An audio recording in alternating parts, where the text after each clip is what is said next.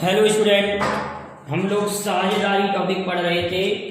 उस टॉपिक में मैं आप लोगों के लिए 24 क्वेश्चन सॉल्व करा चुका हूं। अब उसी से आगे की वीडियो को लेते हुए क्वेश्चन नंबर 24 से हम स्टार्ट करते हैं 25 से। क्वेश्चन नंबर 25, क्वेश्चन नंबर 25 पहले देख लें आप लोगों को दिखाई दे रहा है कि नहीं। क्वेश्चन नंबर 25 साझेदारी टॉपिक का क्वेश्चन नंबर 25। तो ए बी तथा सी ने मिलकर एक व्यापार प्रारंभ किया। ए बी तथा सी ने मिलकर ए बी तथा सी ने मिलकर एक व्यापार प्रारंभ किया।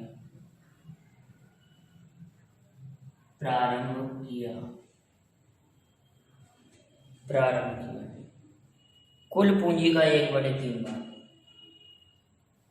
कुल पूंजी का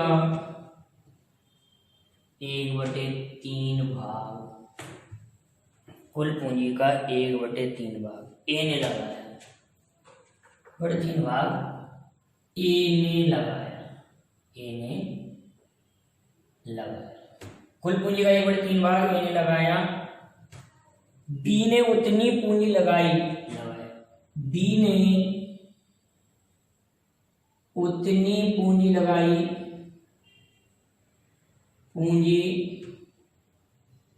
लगाई। जितनी ए तथा सी ने मिलकर लगाई।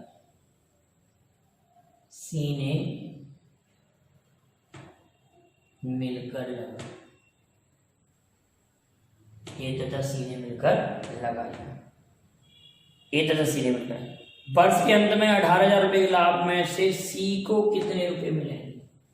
वर्ष के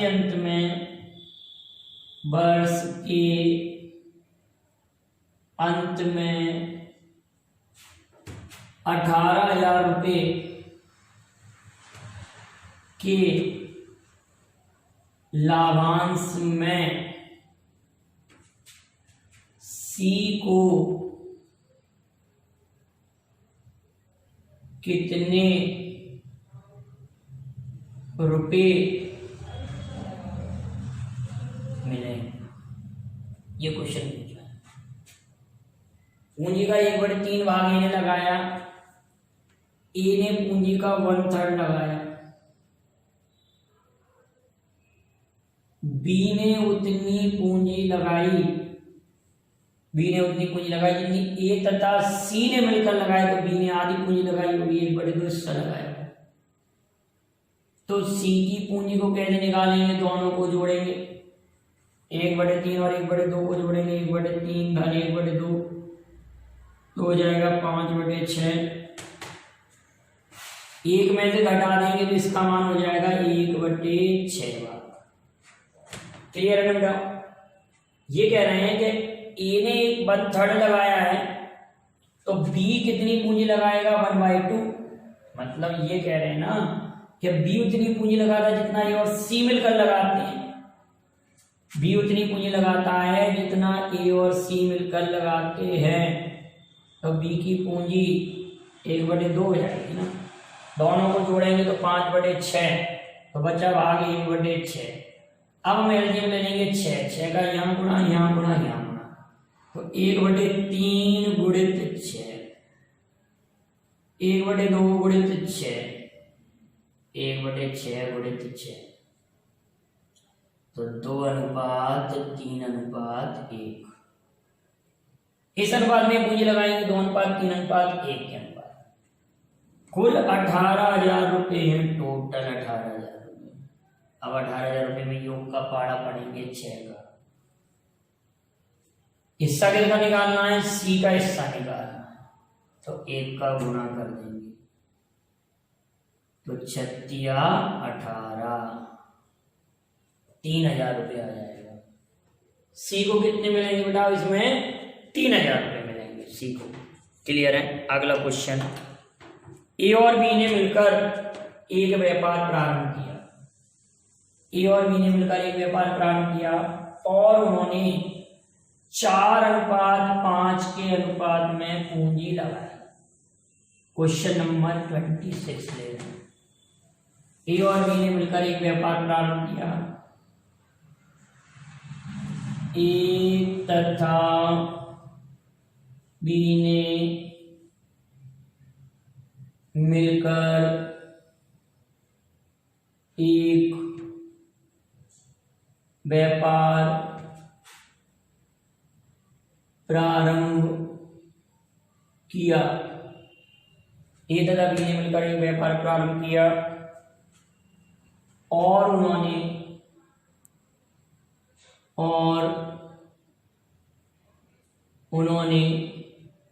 4:5 के अनुपात में पूंजी लगाई। अनुपात में पूंजी लगाई। 4:5 के अनुपात में पूंजी लगाई। 3 माह बाद ए ने पूंजी का 3 माह बाद ए ने पूंजी का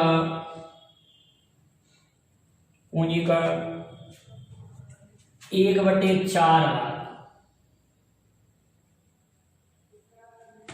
तथा बी ने पूंजी का 1/5 भाग वापस ले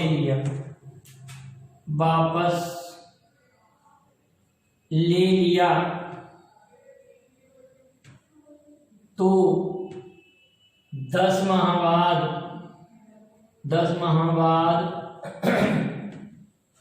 3800 रुपये के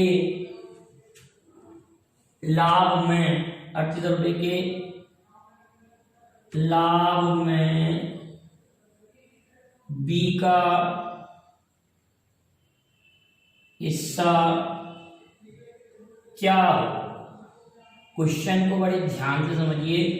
3800 रुपये के लाभ में बी का हिस्सा हमको ज्ञात करना है। ठीक है, ए ने पूंजी लगाई 4 के अनुपात में, बी ने पूंजी लगाई 5 के अनुपात में। 3800 रुपये का लाभ हो रहा है टोटल और उस लाभांश में हिस्सा निकालना है। ठीक है, ए ने 4 पूंजी लगाई, कितने माह तक लग रही? 3 माह तक। फिर जब इसने 1/4 भाग निकाल लिया तो 3 पूंजी निकालनी, 3 पूंजी लग रही। कितने महीने तक लगी रहेगी? ये 7 महीने तक। और बी की 5 पूंजी 3 महीने तक लगी रहेगी। उसने भी 1 पूंजी निकाल ली तो बची 4। कितने महीने तक लगी रहेगी? 7 महीने तक। 4 तिया 12, 7 तिया 21, 3 15, 7 चौका 28। अब जब हम इसको जोड़ेंगे तो ये हो रहा है 33 और ये हो रहा है 43। 33 अनुपात 43 हो रहा है। 33 अनुपात 43 हो रहा है ना बेटा? क्लियर? 33 अनुपात 43। टोटल 3800 रुपये 3800 रुपये। तो योग का पहाड़ा पढ़िए। 3800 रुपये है ना हमारे पास और 3800 रुपये है और हिस्सा किसका निकालना हमको? बी का हिस्सा। दोनों को जोड़ रहे हैं तो 6 और ये कितना? 76। हिस्सा किसका निकालना है हमको? बी का हिस्सा निकालना है तो 43 का गुणा करेंगे। 100 और ये कट गया 2 बार और ये कट जाएगा 50 बार। 43 गुणित 50 तो 43 गुणित 50 का जब गुणा करेंगे तो 2150 उत्तर आ जाएगा। 2150 कितने रुपये आंसर आ जाएगा? 2150 रुपये आंसर आ जाएगा। क्लियर है बेटा? अब नेक्स्ट क्वेश्चन लेते हैं। क्वेश्चन अगला है कि 1200 ये ने 1200 रुपये लगाकर एक व्यापार आरंभ किया। बी तथा सी समान पूंजी लगाकर अगला क्वेश्चन देखते हैं हम। क्वेश्चन नंबर 27 क्या कह रहा है कि ए ने 1200 रुपये लगाकर एक व्यापार आरंभ किया। ए ने 1200 रुपये लगाकर, क्वेश्चन नंबर 27, ए ने 1200 रुपये लगाकर, ए ने 1200 रुपये लगाकर एक व्यापार आरंभ किया।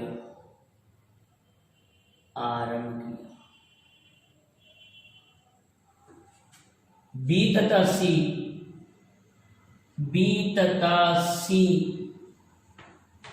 असमान पूंजी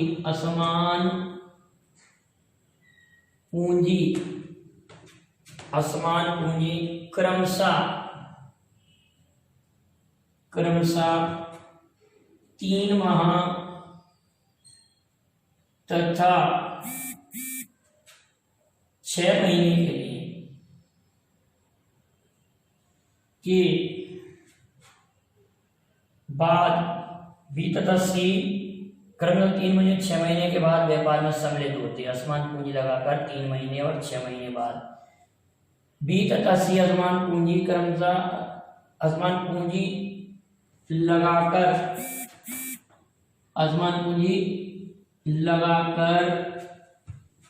क्रमशः 3 माह, एक मिनट बेटा कुछ डिस्टर्ब हो रहा है।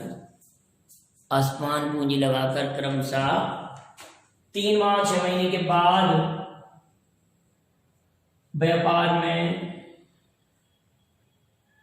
शामिल होते हैं।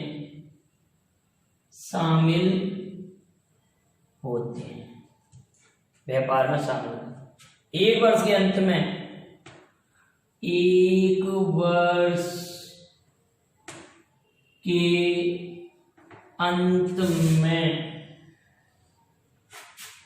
के अंत में वे लाभ को क्रमशः 2:3:5 लाभ को क्रमशः 2:3:5 के अनुपात में बांटना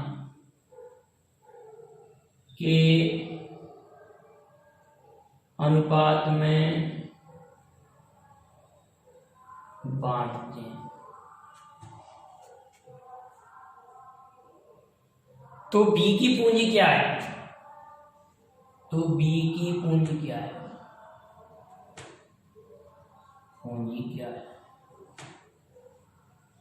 ये क्वेश्चन आपसे कहता है।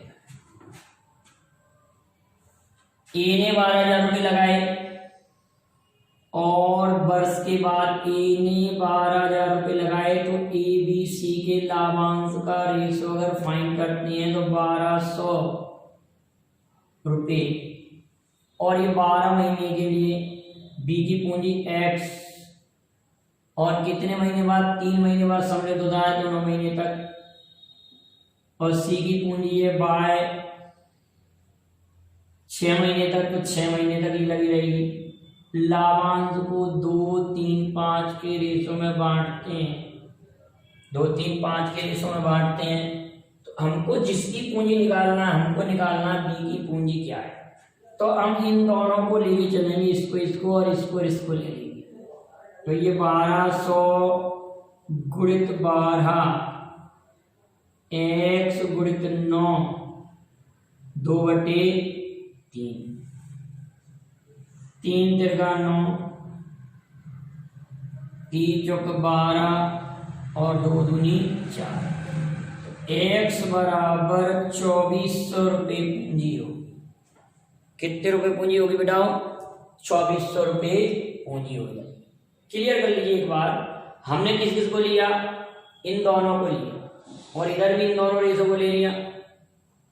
इन दोनों रेशो को यहाँ पर ले लिया और इन दोनों रेशो को ले लिया, तो 2400 रुपये पूंजी हो जाएगी। क्लियर है? 2400 रुपये पूंजी हो जाएगी। अगला क्वेश्चन है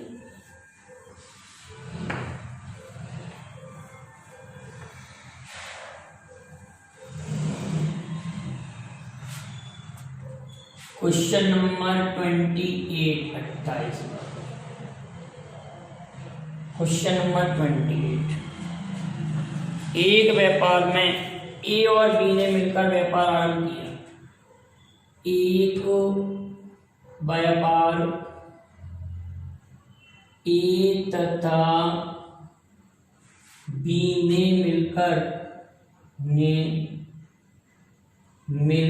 आरंभ किया।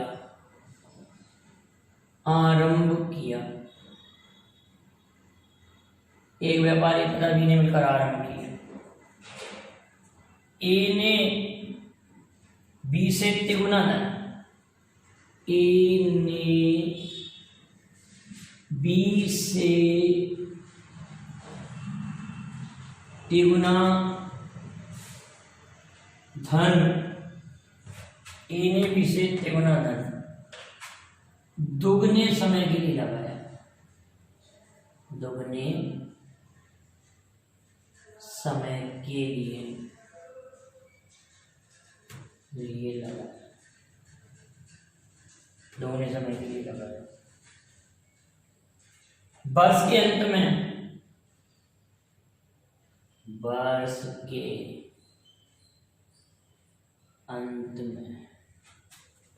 वर्ष के अंत में कितने रुपए का लाभ हो रहा है? वर्ष के अंत में कुल लाभ में, वर्ष के अंत में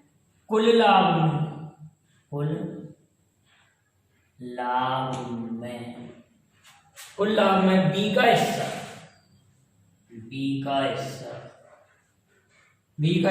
4,000 रुपये हो। बी का हिस्सा 4,000 रुपये हो तो कुल लाभांश क्या होगा?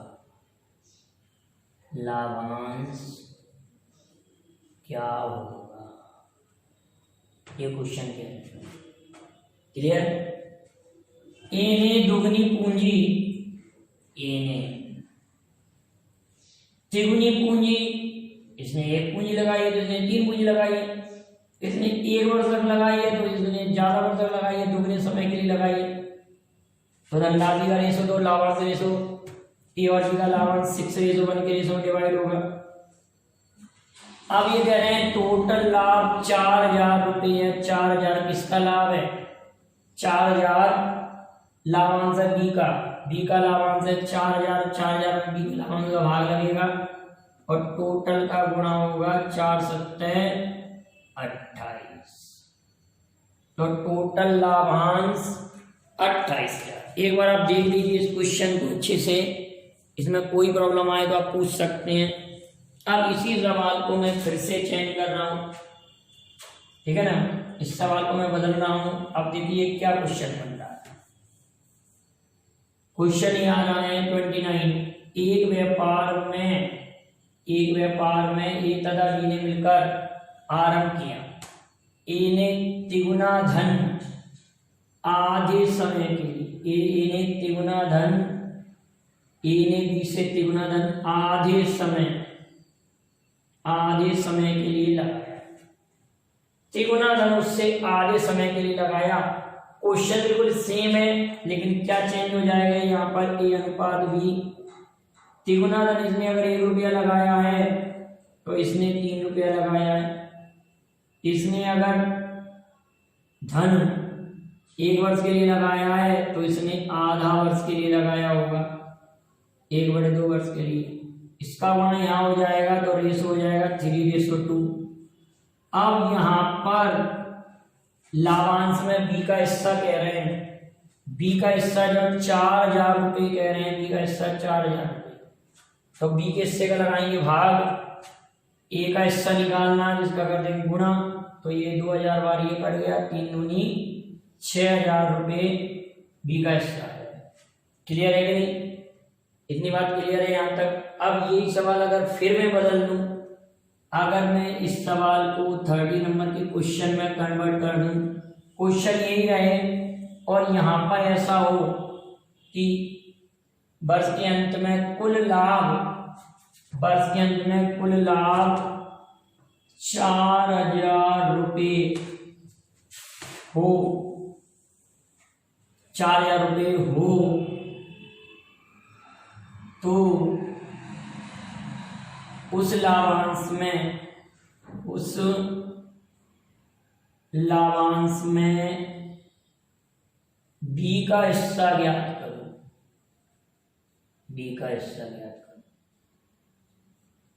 पिछले क्वेश्चन में जरूर ध्यान से देख लेना, पिछले क्वेश्चन में क्या पूछा जा रहा है।